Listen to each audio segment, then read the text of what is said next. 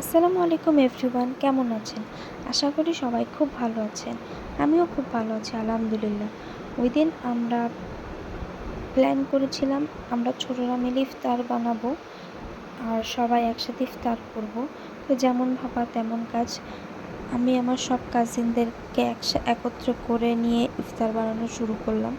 আমরা প্রথমে পাস্তার জন্য সসেস সতে করে নিচ্ছিলাম, কারণ হচ্ছে আমাদের বয়েল করা সসেস পছন্দ না। এরপরে আমরা ডালের বড়ার জন্য ডাল মাখিয়ে নিলাম, আলু চপের জন্য আলু মাখিয়ে নিলাম, বেগুনের জন্য বেগুন কেটে নিব। ওই দিন আমরা নর্মাল ইফতারি বানিয়েছিলাম, কিন্তু আমরা অনেক মজা করেছিলাম। তো হচ্ছে যে এখন আমরা বেগুনের জন্য বেগুন কেটে নিচ্ছি, আলুর চপের শেপ দিয়ে নিলাম। এর মধ্যে আমাদের ছোলাও রেডি হয়ে গেল। আমরা কেক বানিয়েছিলাম। কেকটা মূলত ছিল অরেঞ্জ ফ্লেভারের কেক। এটাকে কেক ভাববেন না, এটা হচ্ছে আলুর চপের ব্যাটার। এই যে আমাদের সসেসটা ফ্রাই করা হয়ে গিয়েছিল। এখন আমরা পাস্তার জন্য হোয়াইট সস পাস্তা বানাচ্ছিলাম, তো হোয়াইট সসটা বানাচ্ছিলাম। হোয়াইট সস বানাতে বানাতে আমরা বুঝতে পারলাম যে আমাদের হোয়াইট সসটা অনেক কম হয়ে গিয়েছিল।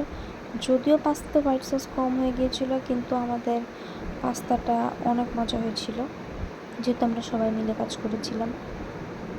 যে আমাদের কেকের ব্যাটার রেডি। এখন আমরা কেকটা ওভেনে দিয়ে দিব। যে ওভেনের কেকটা চলে গিয়েছে অলরেডি। কেকের কালারটা একটু ফ্যাকাশে মনে হলো, এটা অরেঞ্জ ফ্লেভারের কেক ছিল। এই যে আমরা সবাই মিলে ইফতার রেডি করে নিচ্ছিলাম। যেহেতু অনেক মানুষের জন্য ইফতার রেডি করা হচ্ছিল, তাই আমরা গ্লাস হিসেবে one time use glass use করেছিলাম। একটু অ্যাস্থেটিক ভিডিও বানানোর চেষ্টা করছিলাম আমরা ট্যাং দিয়ে। আপনারা কি কখনো এরকম করে ইফতার বানিয়েছেন, যে ছোটরা ইফতার বানাবেন, বড়রা একসাথে মিলে ইফতার করবেন? করলে অবশ্যই আমাদের সাথে শেয়ার। আজকের মতো এখানেই শেষ করছি। আল্লাহ হাফেজ।